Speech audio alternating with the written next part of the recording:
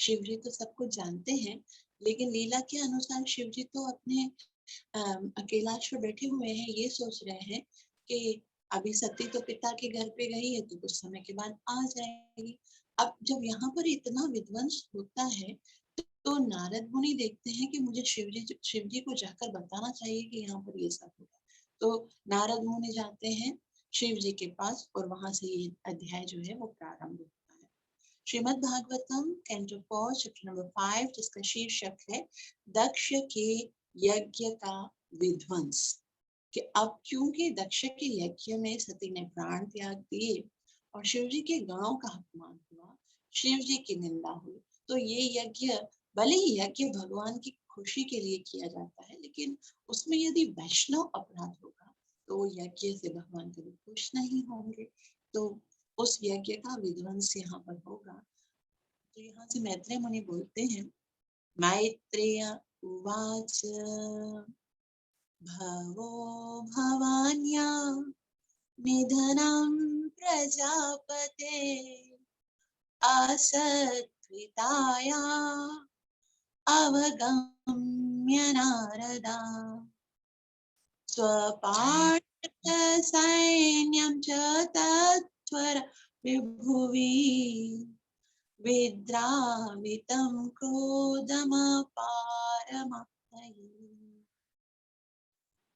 मैत्रेय उवाच अर्थात मैत्रेय मुनि कहते हैं विदुर जी से, भावो भवान्या निधनम प्रजापते।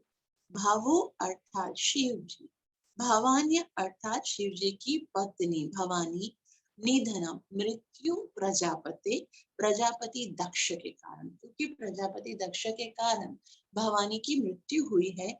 और उसने ऐसा क्या किया, असत्कृताया अवगम्य नारद, असत्कृताया उन्होंने अपमान किया है, और अवगम्य ऐसा सुना, जब ऐसा किसने सुना, शिव जी ने, किसके द्वारा, नारदा, नारद मुनि से जब उन्होंने सुना कि शिव जी की पत्नी जो सती है उन्होंने अपमानित होकर अपना शरीर त्याग दिया है, निधनम प्रजापति, और उसके उपरांत स्वपार्षद सैन्यम च तत्वर, स्वपार्षद सैन्यम और उनकी जो पार्षदों की सेना उनके साथ गई थी, वो तत् अध्वरम, वो भी उस दक्ष यज्ञ से उत्पन्न रेभु यानी रिभु जो उत्पन्न हुए थे ना भृगु ऋषि के द्वारा, विद्रावितम वो भी खुदेड़ दिए गए, उनको भी है ना, उनके जो पार्षद थे जो शिव जी के, उनको भी खुदेड़ दिया गया।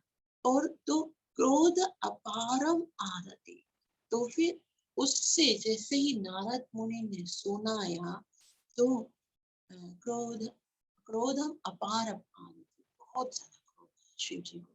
शिव जी ने कहा, ये दक्ष प्रजापति आप खुद को समझता क्या है, मेरी निंदा की तो चलो ठीक है, मैंने उसके लिए उसको क्षमा कर दिया, कुछ बोला भी नहीं उसको, उसके बाद मेरे लिए यज्ञ में भाग भी नहीं रखा, फिर भी मैंने कोई भी उसका अवरोध नहीं किया, लेकिन कब तक इसको सहेंगे, इसके ही काम कब तक चलते रहेंगे। तो अब मेरी पत्नी का भी उसके कारण देहांत हो गया, और उसके उपरांत मेरी जितने भी गण थे उन सबके साथ ऐसा हुआ, तो अब तो मुझे इस दक्ष प्रजापति को सबक सिखाना ही। तो शिव जी जो है वो अब क्रोधित होकर क्या करते हैं वो हम देखते हैं। अनुवाद, मैत्रेय मुनि ने कहा, जब शिव ने नारद से सुना कि उनकी पत्नी सती प्रजापति दक्ष द्वारा किए गए अपमान के कारण मर चुकी है और ऋभुओं के द्वारा उनके सैनिक खुदेड़ दिए गए हैं, तो वे अत्यधिक क्रोधित, बहुत ज्यादा क्रोधित। अब श्री प्रभुपाद जी बहुत सुंदर रीति से तात्पर्य सुनिए। तात्पर्य श्रीला प्रभुपाद द्वारा, श्रीला प्रभुपाद की जय। श्रीला प्रभुपाद जी कहते हैं, शिव जी ने समझ लिया था कि दक्ष की सबसे छोटी पुत्री होने के कारण सती ही शिव के कार्य की शुद्धता का प्रमाण प्रस्तुत कर सकती। शिव जी ने सती को भेजा था ना जब, तो उसके मन में यही था शिव जी के, और सती भी यही चाहती थी कि ससुर और दामाद के बीच में जो ये अनबन है वो दूर कर दूंगी। और शिव जी भी सोचती कि क्योंकि लाडली बच्ची है ना, उधर जाके अपने पिता को मना लेगी, तो प्रमाण प्रस्तुत करेगी कि शिव जी कितने प्योर हैं। और दक्ष तथा उनके बीच की भ्रांति यानी मनोमालिन्य को दूर कर सकती है, किंतु इस तरह का समझौता नहीं हुआ नहीं, उल्टा हो। तो उल्टे जब बिना बुलाए ही सती अपने पिता के घर पहुंची तो उनके प्रति सम्मान दर्शन ना करके उनके पिता ने उनका जानबूझकर अपमान किया। अब एक तो शिव जी के साथ वैसे ही उनका ऐसा व्यवहार था, और पुत्री का भी उन्होंने अपमान किया, उनको सम्मान नहीं दिया, उनका सत्कार नहीं किया। और सती स्वयं ही अपने पिता दक्ष का वध कर सकती थी, क्योंकि वह साक्षात भौतिक शक्ति है और उनमें इस ब्रह्मांड के अंदर मारने तथा उत्पन्न करने की अपार शक्ति। ब्रह्म संहिता में उनकी शक्ति का वर्णन इस प्रकार हुआ। वे अनेक ब्रह्मांडों का सृजन एवं संहार करती है।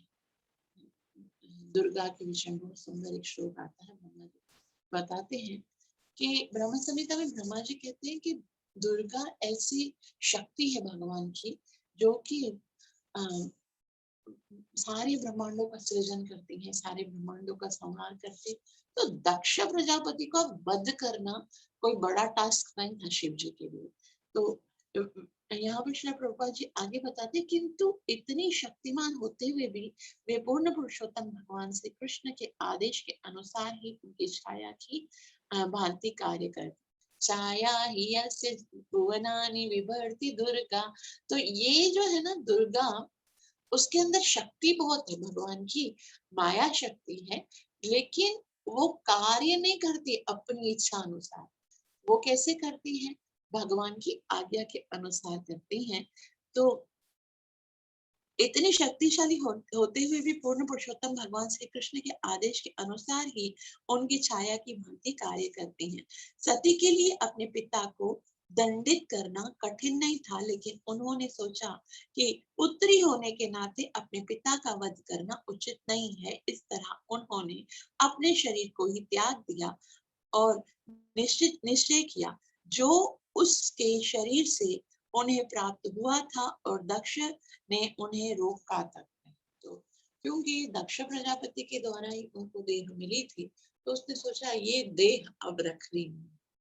एक तो मेरे पिताजी जो है वो इतना घृणा करते हैं शिव जी के साथ, और ऊपर जो मैंने निंदा सुनी है, तो उन्होंने शरीर जैसे त्यागना चाहा। तो उस समय दक्ष प्रजापति का एक कर्तव्य था कि मेरी पुत्री मेरे नेत्रों के सामने अग्नि में जलकर भस्म होने वाली है, तो उसको रोकने का प्रयास करना चाहिए, उससे क्षमा मांगनी चाहिए कि नहीं नहीं बेटी ऐसा मत करो, मैं शिव जी को पुनः बुला लूंगा, मैं शिव जी के सारे जो यज्ञ में भाग है वो दे दूंगा, हमारे बीच में मुझसे गलती हो गई, ये कुछ नहीं, बल्ले मरो, लेकिन मैं शिव जी के साथ समझौता नहीं करूँ।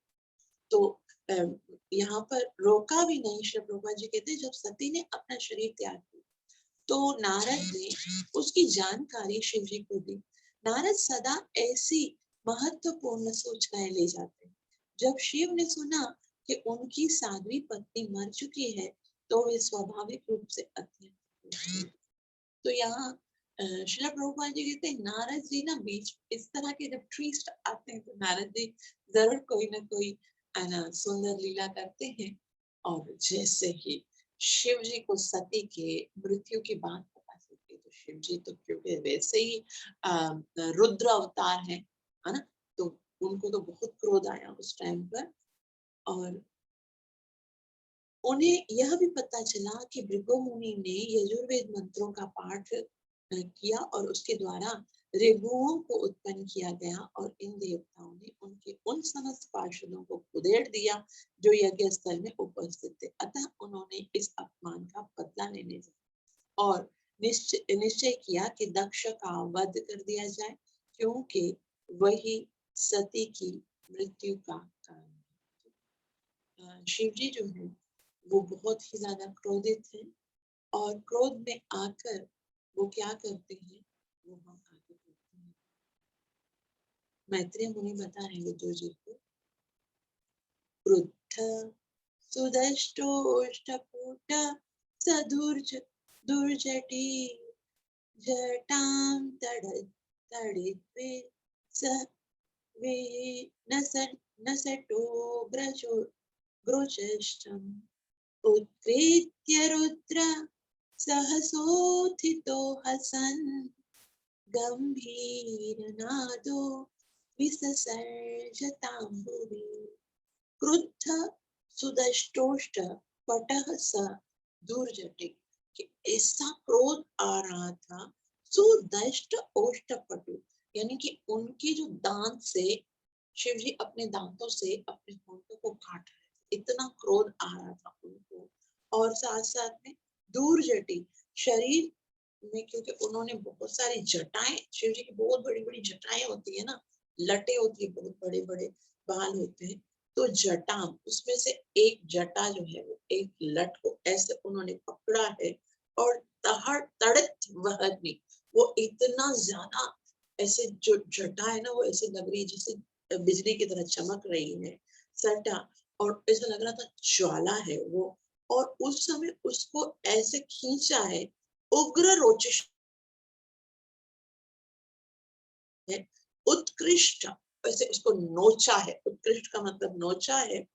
उत्कृत्य रुद्र शिव ने सहसा और तुरंत ही जैसे ही उसको नोचा उत्थित खड़े हो गए, ऐसे क्रोध में दांतों से होंठ को काटा, अपनी बाल को पकड़ा और ऐसे उसको जैसे ही बिजली की तरह चमकती हुई वो जटा को उत्तिष्ठ हसन हा हा हा ऐसे करके जोर से उसको पटकता है और गंभीर नाद में पूरा वातावरण उस समय गंभीर हो जाता है।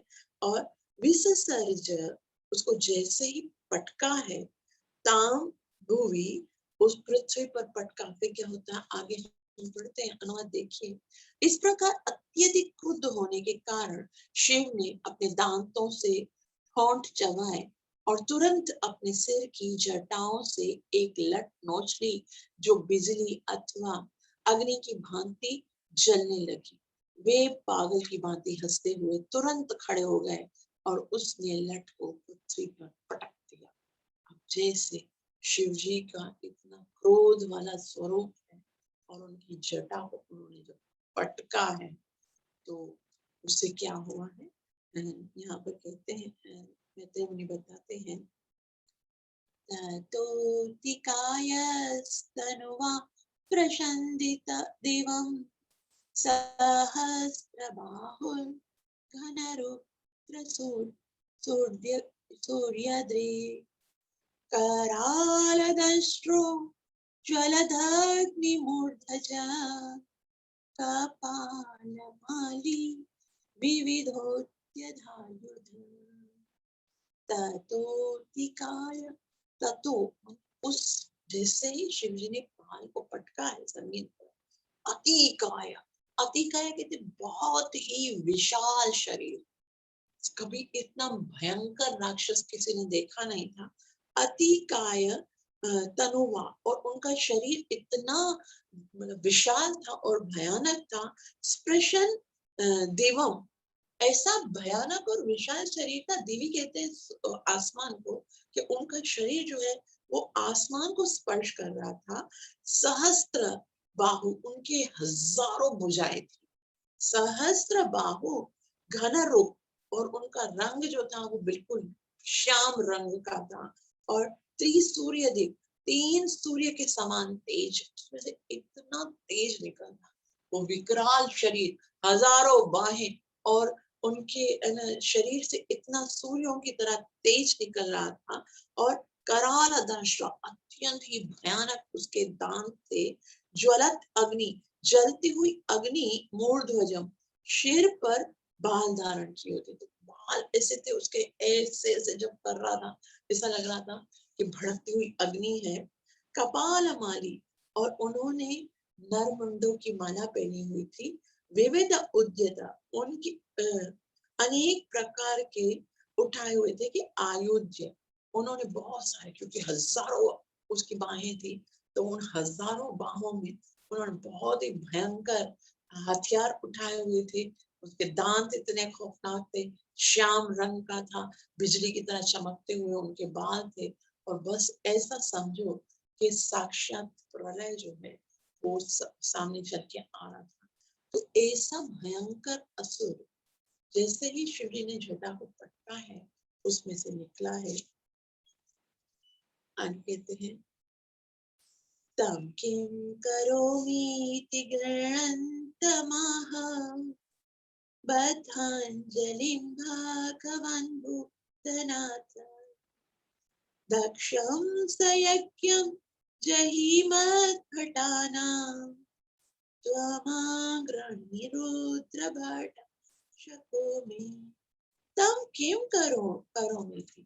वो जो असुर वहां से निकला था जटाओं से, तब वो बोल रहे हैं शिव जी को तम किम करो, किम करोमि यानी वो पूछ रहे हैं क्या करूं मैं, इति ग्रंथम पूछने पर आह, आह यानी अब शिव जी जो है वो उत्तर दे रहे। तो वो उस जो जटा से भयंकर असुर निकला था उसका नाम था वीरभद्र।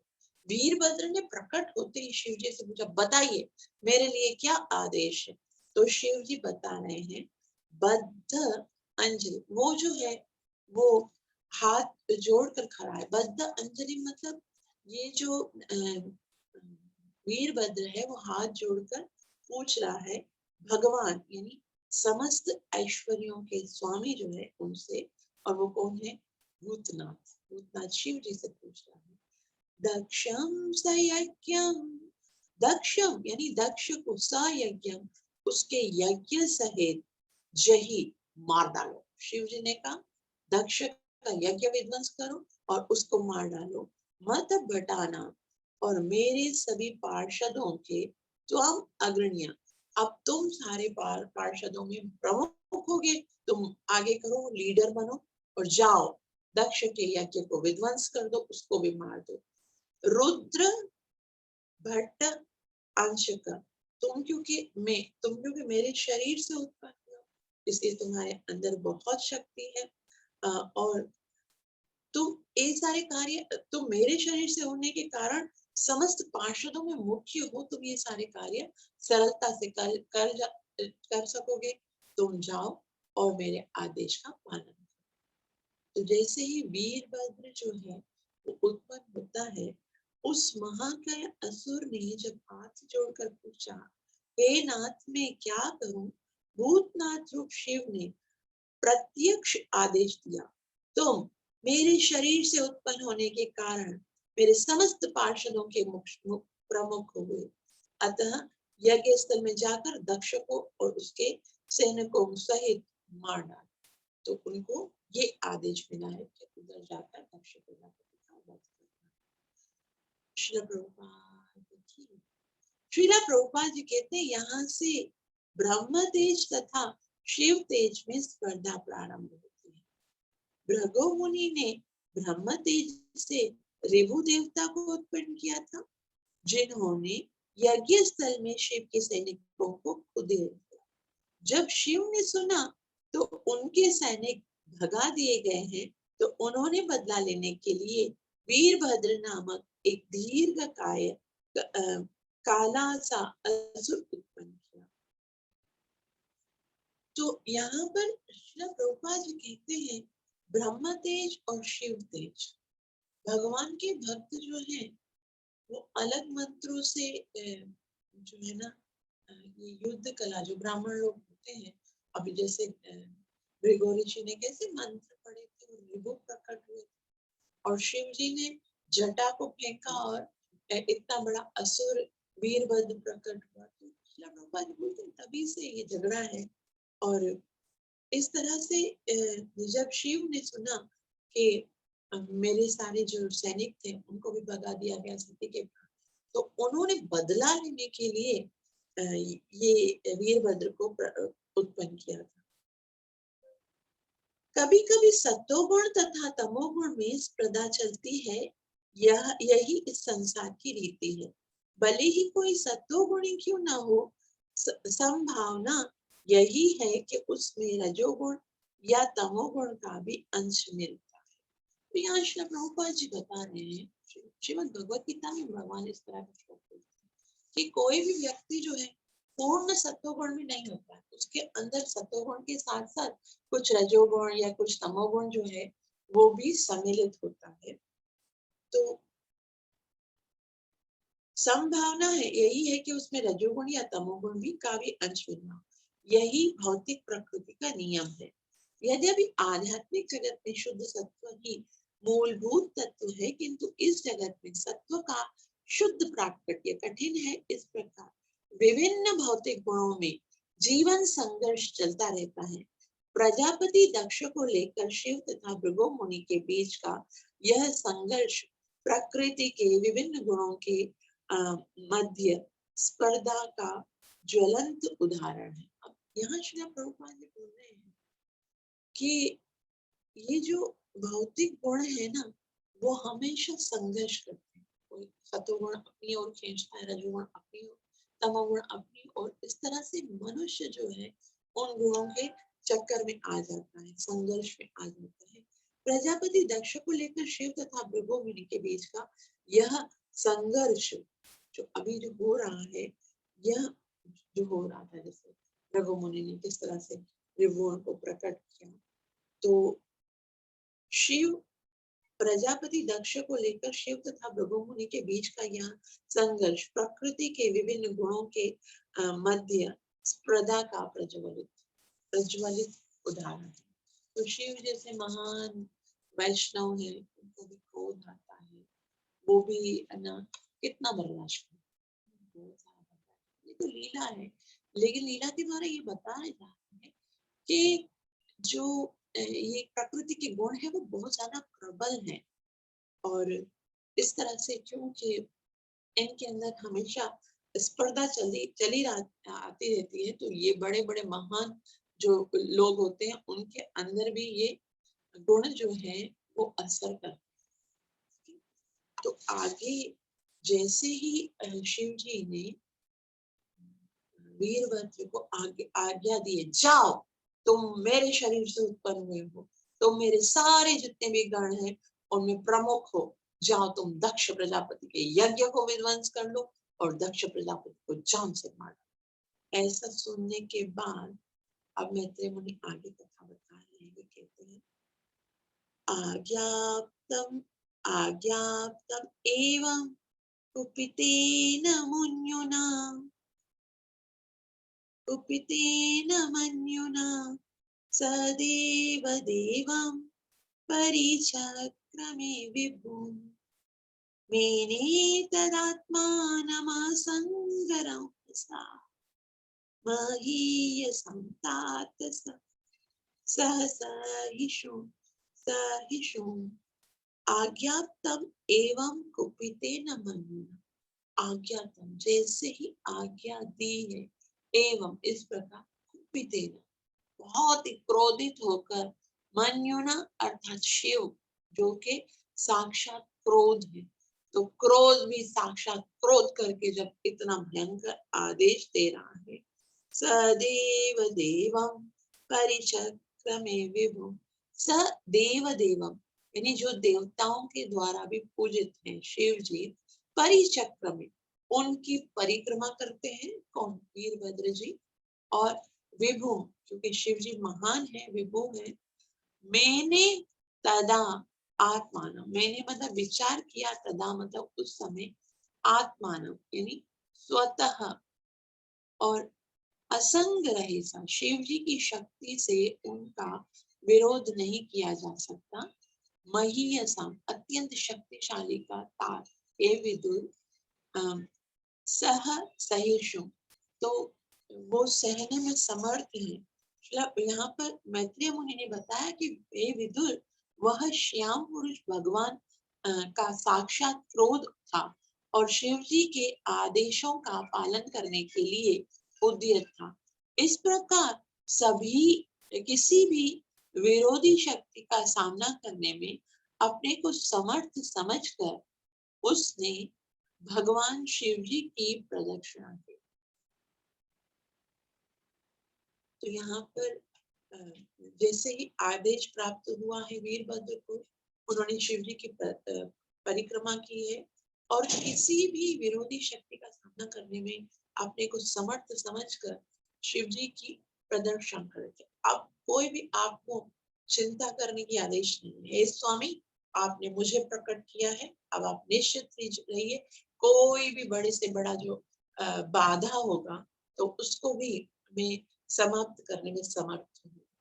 इतनी प्रदक्षिणा और विश्वास से ऐसा कहने के बाद आगे कहते हैं मैत्रेय मुनि, अन्वीयमान सतोर रुद्र पार्षदै वृषां नदद्भिर्व्य नद नदसुभैरवम् उद्यम्य शूलं जगदन्तकान्तकम् सम्प्रादवद्धूषणभूषणाङ्घ्रिः अन्वीयमानम सतु रुद्रपाशम। अन्वीयमान मतलब अब आगे आगे कौन चल रहे हैं? वीरभद्र चल रहे हैं। और अन्वीयमानम मतलब उसके पीछे कौन चल रहे हैं? उसके पीछे जो शिव जी के दूसरे पार्षद हैं वो सब चल। Just a second please. Krishna Hare Krishna Krishna Krishna Hare हरे।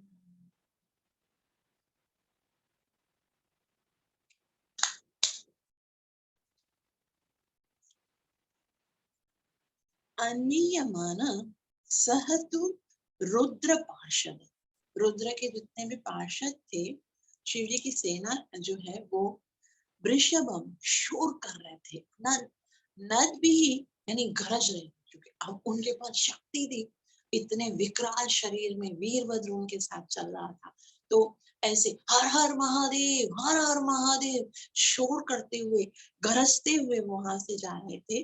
वयनदत और ध्वनि सुभैरवम अत्यंत ही भयानक लग रहा था। अब शिव जी के अपने पार्षद भी कैसे होंगे, भूत पिशाच ये सब, और उसके साथ साथ में इतना भयंकर विशाल काय, आसमान को छूता हुआ, इतने बड़े बड़े दांत हैं उसके, भयानक विकराल शरीर है, अग्नि की तरह उसके बाल हैं। ऐसा उनके साथ जो है ना लीडर है, और सारे जितने भी शिव जी के वो पार्षद हैं, वो सब जगत अंत का, ऐसा लग रहा था कि पूरे संसार का अंत होने वाला है अभी। और अंत का यानी मारते हुए जिधर से भी जा रहे ना, पूरा ये पूरा दल जिधर से जा रहा है रास्ते में जो कोई भी आ रहा है बस उसको मारते हुए गुजर रहा है, ऐसा लगा। क्योंकि उसके पास हजारों भुजाएं थी और भुजाओं के अंदर इतनी सारी शक्तिशाली अस्त्र थे, तो उसको मारते हुए अंतकम संप्राद्रवन यानी दक्ष के यज्ञ की ओर लप के ओर से जा रहे थे, यज्ञ की ओर। और घोषण भूषण अंग्री, घोषण वो घोषण का मतलब होता है गरजना करना। और उसके पैरों में ना बहुत बड़े बड़े मोटे मोटे कड़े पहने हुए थे, तो जैसे करके पैर लगता था ना, तो उसमें से ढाक के से आवाज आ रही थी। ऐसा लग रहा था जैसे वो नहीं आता है भूकंप, ऐसा लग रहा था कि भूकंप आ गया। अनुमान घोर गर्जना करते हुए शिव के अन्य अनेक सैनिक भी उस भयानक असुर के साथ हो गए। वह एक विशाल त्रिशूल लिए था, जो इतना भयानक था कि मृत्यु का भी वध करने में समर्थ था। और उसके पांव में कड़े थे जो गर्जना करते प्रतीत हो रहे थे। तो उनके हाथ में एक त्रिशूल था, और शूलम लिखा हुआ है ना यहाँ पर। तो उद्यम्य शूलम जगदंत कांतकम, ये ऐसा त्रिशूल था, ऐसा लग रहा था पूरे जगत का वध कर, और आगे बढ़ रहा था सबको मारते हुए। और दक्ष प्रजापति यज्ञ की ओर जा रहा था। आगे कहते हैं अथर्त्विजो यजमान सदस्या कुकुभ्युदीच्यां प्रसमीक्ष्य रेणुमां ताम किमेतत् कुत एतद् रजो भूदिति द्विजा द्विज पत्न्यश्च दद्युः। अथ अथ द्विजो यजमान सदस्य, यानी उस समय रथ रथ जो ऋत्विज यानी जितने पुरोहित थे वहां पर, यजमान यज्ञ संपन्न करने वाले प्रमुख जो व्यक्ति दक्ष प्रजापति के सदस्य यज्ञ स्थल में एकत्रित हुए सारे पुरुष जो थे, अब इतना भयंकर सैन्य दल आ रहा है, तो वहां के सारे जितने भी उनके यज्ञ स्थल में एकत्रित हुए जो सारे लोग थे, पुरोहित थे, प्रमुख यजमान थे, ब्राह्मण थे, उनकी पत्नियां, वो सब तो इतनी परेशान हो गए। तामा किमेतद कुतः एतद रजोगी, तो उनको ऐसा लग रहा था कि ये ये रेणु इतना, क्योंकि कुछ दिख रहा नहीं था, इतनी सारी सेना आ रही है और एक सेना के बराबर ही एक व्यक्ति जो पांव जमीन पे रखता था तो पूरी धरती हिल रही थी, तो इतनी धूल उड़ रही थी। तो वो सोच रहे थे कि इतना आश्चर्य उनको लग रहा था। प्रसमीक्ष्य रेणोतम, ऐसा लग रहा था अंधकार के रेणु के कारण, धूल के कारण इतना अंधकार हो गया है कि एतत् कुतः एतत् रजः अभूत। वो सब सोच रहे थे अभी तो सब कुछ ठीक था, किम एतत् कुतः एतत् रजः, ये अभी जो रज है, तामा किम एतत् कुतः एतत् रजोः, कि इतनी रज, ये डस्ट, ये मट्टी, ये धूल, ये हंगामा, ये गर्जना, ये क्यों हो रही है? किसी को समझ में तो आ रहा ही नहीं था। दिति द्विजा द्विज पत्न्यश्च दद्युः, तो ये सब द्विजा और द्विज पत्नी यानी ब्राह्मण और ब्राह्मण की पत्नियां दद्युः, वो विचार कर सोच रही थी, क्योंकि ये वीरभद्र के बारे में अभी उनको कुछ पता ही नहीं है। तो शिव जी की जो परिक्रय क्या हुई है सती के मृत्यु के बाद, वो उनको नहीं पता, लेकिन अचानक से जो यज्ञ स्थल का ये हाल हो गया तो सब परेशान हो गए। अनुवाद, उस समय यज्ञ स्थल में एकत्रित सभी लोग, पुरोहित, प्रमुख यजमान, ब्राह्मण तथा उनकी पत्नियां आश्चर्य करने लगे कि यह अंधकार कहाँ से आ रहा है। बाद में उनकी समझ में आया कि यह धूल भरी आंधी थी और वे सभी अत्यंत व्याकुल हो गए। तो अभी वो सब व्याकुल हो गए हैं, ऐसा क्यों हो रहा है?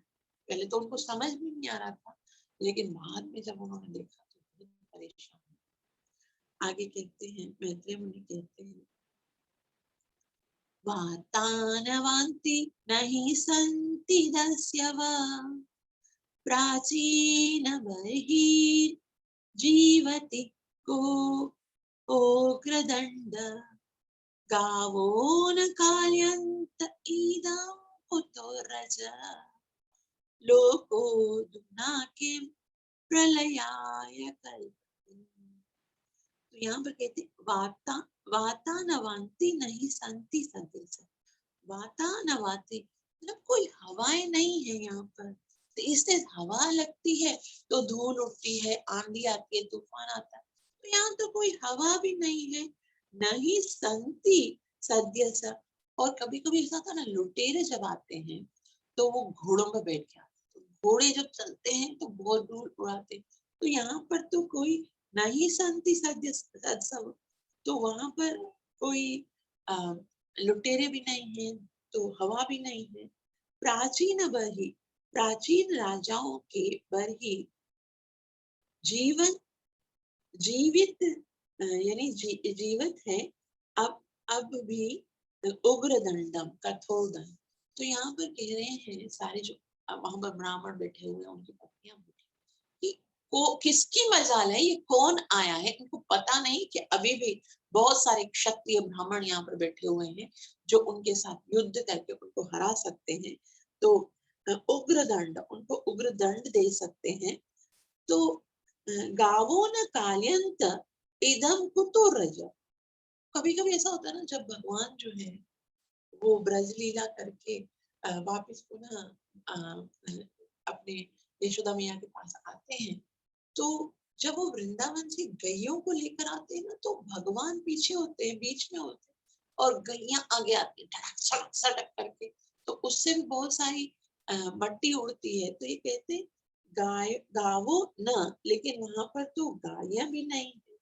काल्यन्ते, तो आंकी नहीं जा रही है वहां पर गायें भी। इदम कुतः, तो ये कहाँ से आ गया, ये तूफान कहाँ से आ गया। रज लोक अधुना किम, रज मतलब धूली, रोक लोक अर्थात लोक, अधुना अब, किम प्रलयाय कल्पते, ऐसा तो नहीं कि प्रलय आ गया हो। प्रलय के लिए वो सोच रहे थे, लोकोधुना किम प्रलयाय कल्पते, सब सोच रहे थे आंधी है, ना तो हवाएं चल रही हैं, ना तो गैया आ रही हैं, ना ही कोई लुटेरे आ रहे हैं। ऐसा लग रहा था शायद अब प्रलय का समय आ गया। अनुमान, आंधी के स्रोत से संबंध में अनुमान लगाते हुए उन्होंने कहा कि ना तो तेज हवाएं चल रही हैं, न गायें ही जा रही हैं, ना यह संभव है कि यह धूल भरी आंधी लुटेरों द्वारा उठी हो, क्योंकि कभी कभी शक्तिशाली राजा भर ही उन्हें दंड देने के लिए जीवित है। तो फिर यह धूल भरी आंधी कहाँ से आ रही है? क्या इस लोक का प्रलय होने वाला है?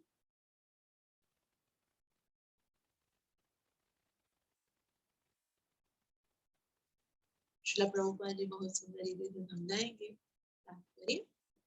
श्रीला प्रभुपाद जी कहते इस श्लोक में विशेष रूप से प्राचीन बरही, ये जीवित महत्वपूर्ण, उस भूभाग का राजा बरही नाम से जाना जाता था।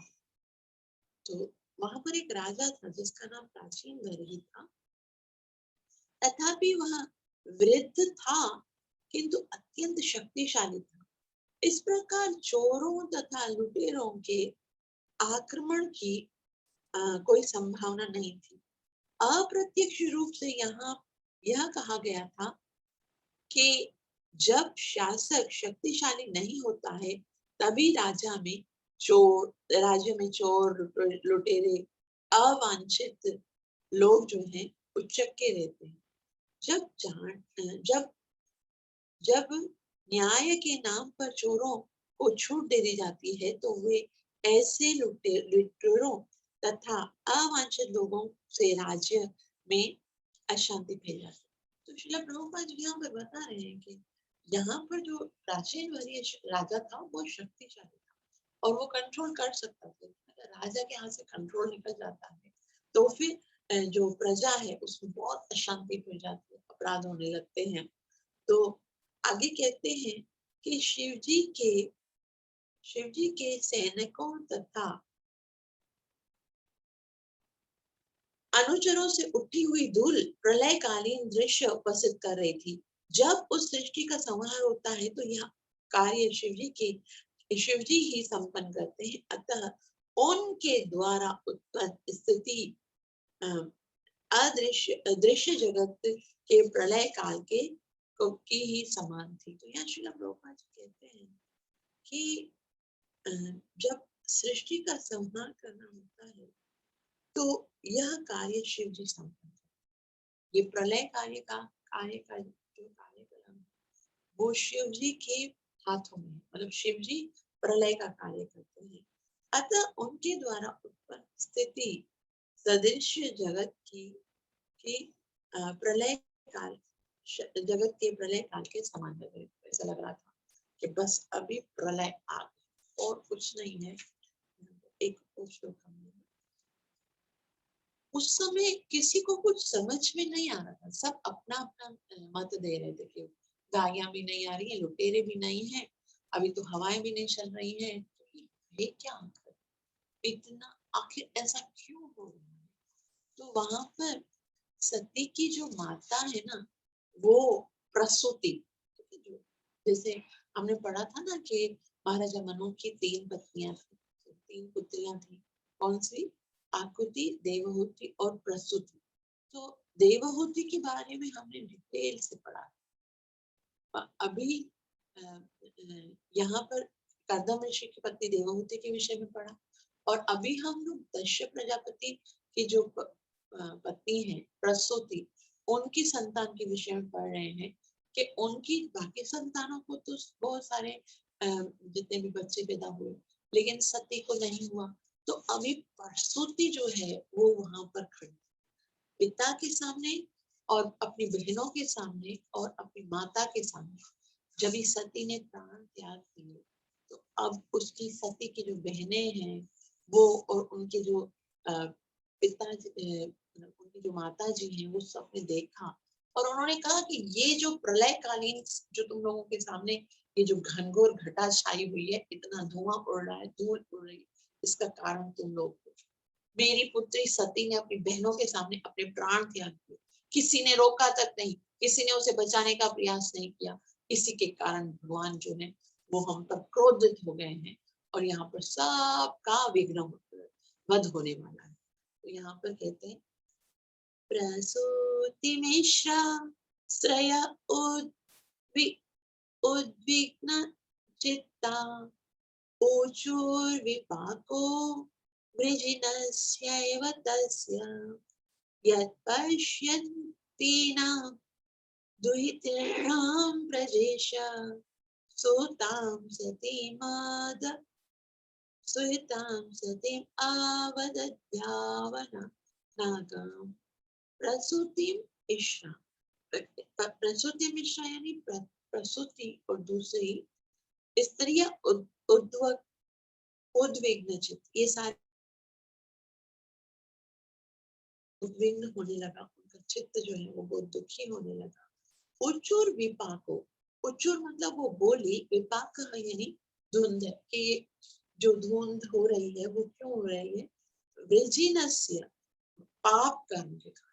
क्योंकि अपराध जब जीवन में होता है तो वो कभी भी शांत नहीं बैठता, उसका कुछ ना कुछ रिजल्ट निकलता है। तो आपके द्वारा भी अपराध हुआ है, इसलिए वृजनस्य यानी पाप किया है, तो एवं निसंदेह तस्य तस्य पश्यन्तीना, देखने वाली, यानी कि अब क्योंकि इतना बड़ा अपराध हुआ है, सती ने देह त्यागा है, तो उसके कारण ये दक्ष प्रजापति को ना अब दंड मिलने वाला है। पश्यन्तीना, देखने वाली, दुहितृणाम प्रजेश, यानी सारी प्रजा भी देख रही है, मेरी पुत्रियां जो दुहितृणाम यानी उसकी बहनें भी यहाँ पर देख रही हैं।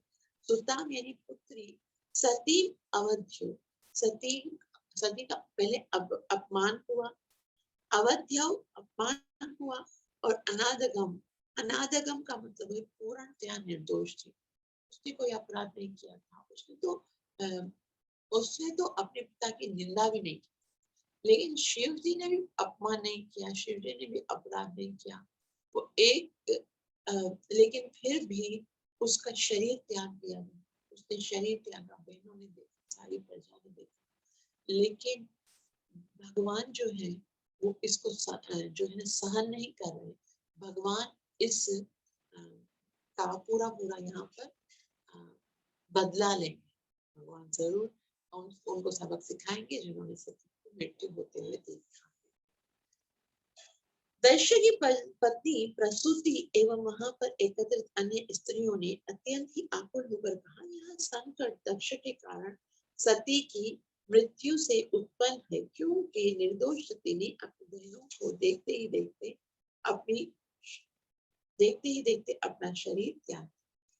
तो अब ये जो है वो सती के अपमान के कारण ये सब हो रहा है।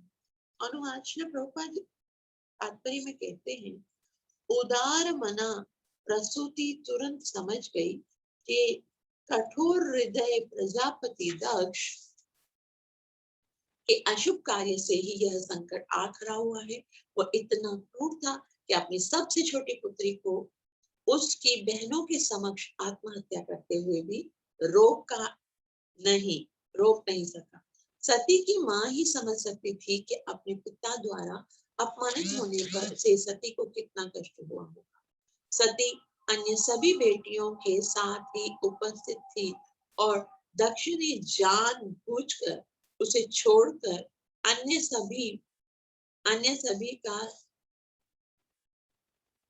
सभी का भली भांति सत्कार किया था, क्योंकि वह शिव की पत्नी जो ठहरी, इस विचार से दक्ष की पत्नी को आसन्न संकट का विश्वास हो चुका था और उसने उसे ज्ञात था कि दक्ष को अपने इस जघन्य कार्य के लिए मरने के लिए तैयार रहना चाहिए। तो अब क्या हुआ था, सबको पता चल गया था, जो प्रसूति है, उनकी पुत्रियां हैं, उनको ये पता चल गया था ये जो हो रहा है वो सती के अपमान के लिए कारण बोला। इसलिए उन्होंने ये विश्वास किया, दक्ष प्रजापति की पत्नी और सारी पुत्रियां जो है वो विश्वास कर रही थी कि ये यज्ञ भी समाप्त होगा, और क्योंकि यहाँ पर बहुत ज्यादा जघन्य कार्य हुआ है, यज्ञ का भी विध्वंस होगा और यहाँ के जितने भी लोग यहाँ पर बैठे हुए हैं जिन्होंने शिव जी की निंदा सुनी है उन सब का भी सफाई होने वाला है। तो जैसे ही ऐसा धुआं आ रहा है, वो वीरभद्र आ रहा है, ये जो है प्रलय जैसा समय उत्पन्न हो गया है। तो यहाँ पर प्रसूति जो है उन्होंने भी अपना मत दिया कि ये सती के अपमान के कारण है। अब क्या करते हैं वीरभद्र जी उस समय में? आज हमने 9 श्लोक पढ़े हैं, कल हम 10वें से पढ़ेंगे। आप सबका बहुत आभार जो अपना प्रेम से श्रवण किया। कृपया मेरे लिए प्रार्थना अवश्य कीजिएगा कि मैं अपनी सेवा और साधना को अच्छे से कर सकूं और हरिनाम का जप करके गुरु और कृष्ण को पसंद। हरे कृष्ण कृष्ण कृष्ण हरे हरे, हरे राम राम राम हरे हरे। हरे कृष्ण कृष्ण कृष्ण हरे राम हरे राम। ग्रंथ राज श्रीमद् भागवत महापुराण की